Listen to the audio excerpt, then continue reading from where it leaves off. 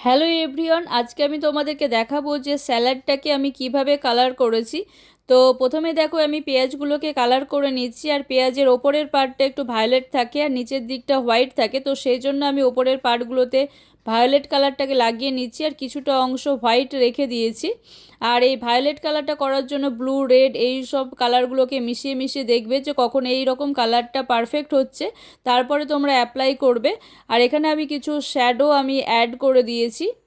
তাছাড়া যেগুলো বড় শেডের কালার থাকে সেখানে এই কালারটা অ্যাভেলেবেল থাকে, তো সেখান থেকেও তোমরা ইউজ করতে পারো। আর এখানে আমি একটা লেবু করেছি, কাটা লেবু, যেখানে স্যাপ গ্রিন কালারটা দিয়ে আমি এই লেবুটাকে করেছি। আর এখানে কিছু আমি ধনেপাতা অ্যাড করেছি।